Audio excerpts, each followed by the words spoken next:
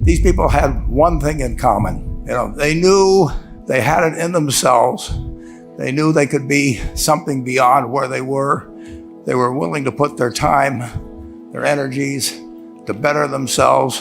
What you really could do with more skills, it's just remarkable. So I would like to just tell you a couple of short stories, and we'll draw maybe a couple of lessons from them.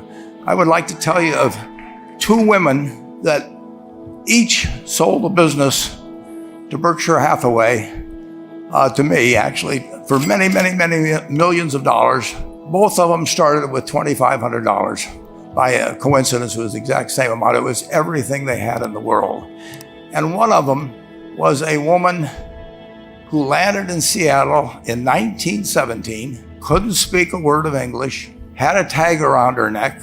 The tag said Fort Dodge, Iowa. The Red Cross got her to Fort Dodge, where she was reunited with her husband who had come to the country a couple of years earlier. And she lived in Fort Dodge for 2 years. And as the the United States became under attack, he went down to the Army Air Force recruiting station, volunteered, and they turned him down because he had hay fever. So he went over to the Navy and again volunteered, and they took him.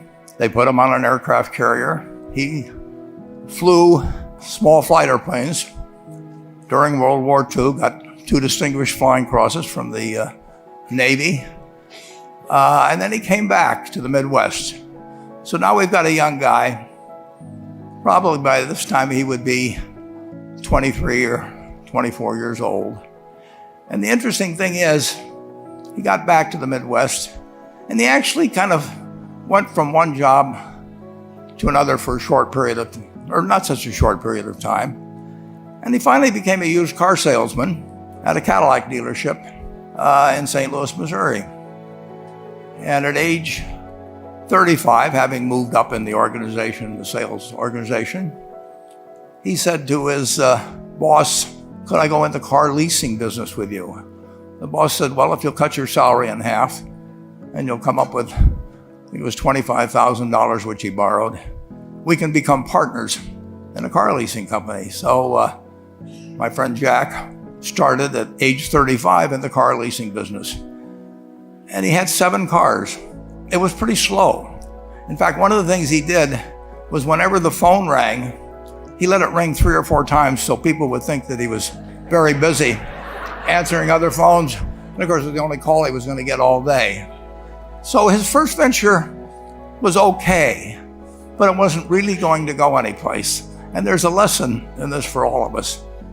At age 40, he decided, with 17 vehicles, 17 cars, he was going to go into competition in the rent-a-car business. So now he's taking on Hertz and Avis and National and people like that who have hundreds and hundreds of thousands of cars.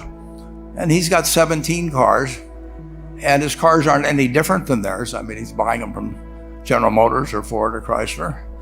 And he can't get the airport locations. Those companies have them all sold up. But he was determined that he would basically offer the customer, can't offer him a different car, but he can offer them friendlier service than they've ever seen. And so he started a company. He named it after the battleship that he'd flown from in the Pacific, which was the USS Enterprise. And he died about a year and a half ago.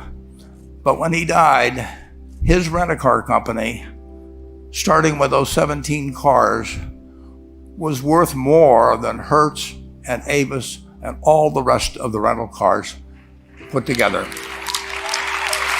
The man's name was Jack Taylor, and his son, Andy Taylor, is a good friend of mine, runs the business now.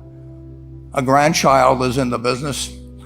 There'll probably be a 4th generation along the line. So this man in the United States, he didn't invent artificial intelligence. He didn't do anything that, just like Mrs. B selling furniture, I mean, that any one of us could have entered those businesses. But he lived by the creed, basically, of delighting his customers and working with people and establishing the relationship with them so that they in turn would want to delight the customers. He couldn't go out there and take care of every rental car possibility, but he learned how to project himself and his attitude toward his fellow man and his desire, to make a friend out of every customer. He managed to take very ordinary cars and turn them into this extraordinary business from virtually nothing. And it illustrates several points. One is you don't necessarily get it right exactly right the first time. I mean, the car leasing business, basically you were competing on the cost of money to finance cars. And it's very hard to delight a customer when you just give them the car and tell them to send you a monthly check for 5 years and you'll be back at that time. So his talents were being wasted basically in that business. But at the age of 40, with all of that experience behind him, he found the golden key. He took a very ordinary business and turned it into an absolutely extraordinary operation, just like Mrs. B or Rose Bumpkin did with furniture. And he didn't worry about whether the Federal Reserve was going to tighten or ease. He didn't worry about whether the stock market was up or down yesterday. He didn't worry about the things he couldn't change, but he did focus on the one thing he could change, and that was the customer's experience. And I have seen the one that got away, Enterprise. I went down to Florida and tried to talk him into selling to Berkshire, and he was smart enough not to do it. Probably the value of the company has quadrupled since I made that visit. But he was smart enough to see that he would find that business. Henry Ford, as you may know, failed twice before he started the Ford Motor Company in 1903. I mean, the test isn't whether you get the greatest business idea in the world the first time out. The test is whether you keep learning as you go along what your strengths are and what you can do for your customers, what you can bring especially to the party. And to do that, you need the education that I know you've received through 10,000 small businesses, but you need a genuine desire day in, day out to delight the customer. I've never seen a business, and I've seen a lot of businesses, but I've never seen one that delights the customer that doesn't succeed. I mean, what you want is that customer the next day when they think, do I want to rent a car or do I want to buy some furniture? What goes through their mind? It's the place where they've had a great experience. I don't know what I paid for this tie. Actually, probably if somebody gave it to me, but for the purposes of this speech, I will say I have no idea. But or the shirt I'm wearing, or this. But I do know, I will remember how I was treated when I bought it. I mean, you long forget about the price, but you never forget whether you had a good experience or a poor experience with the purchase experience. And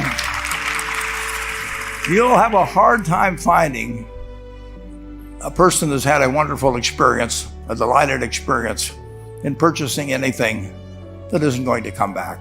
And similarly, if the memory is of rudeness, indifference, whatever it may be, they're never going to come back. And as a small business owner, and as you grow, you have to not only be able to project that interest in people's well-being, in delighting them yourself, but you have to do it through other people. And you won't be able to do it through people who themselves do not feel they're being fairly treated, that their views aren't appropriately considered. So you really do have to learn to multiply yourself through other people. And I advise the young people to come to Omaha. We have a number of classes. The key is to, certainly in terms of your personal life, the most important decision you'll make is the spouse that most of you will likely have. And it's very important to surround yourself with people that are better than you are. You are going to move in the direction of the people you associate with. So you constantly, I've been enormously lucky in that respect. I mean, I've just had teachers and friends and a spouse that really was a better person than I was. And I had enough sense to learn from these people that life went better if you behaved better yourself. It took a while. So I advise you to seek out, as your partner in business, your partner in life, whatever it may be, look for the people that actually are examples to you rather than somebody that you think you need to straighten out yourself. And simple rules like that, delighting customers, working through other people, associating with people that will cause you to move in a better path than you might otherwise have, they will take you so far in life that it's hard to believe. I mean, they took Rose Blumpkin without being able to speak a word of English, couldn't read or write, and they took her to what is now a $1.5 billion business. And incidentally, there's been no money put in it since the $2,500. That's been the total capital paid into the Nebraska Furniture Mart. And I think if you looked at Enterprise, I don't know their books the same way, but my guess is that very little equity capital has been added to Enterprise over the years. The business built on itself. So I want to tell you, I admire this group enormously. When I met Dr. Mello's class on September 22nd, 8 years ago, I was thrilled. And I admire people that are doing what you have done. Working hard at your job at the same time, you took on an added, really, a lot of hard work to further your skills. 99% graduate. I mean, it's a mind-blowing statistic. And I'm looking at 2,200 people here who I admire. I'm cheering for you, and I can tell you the best is yet to come. Thank you.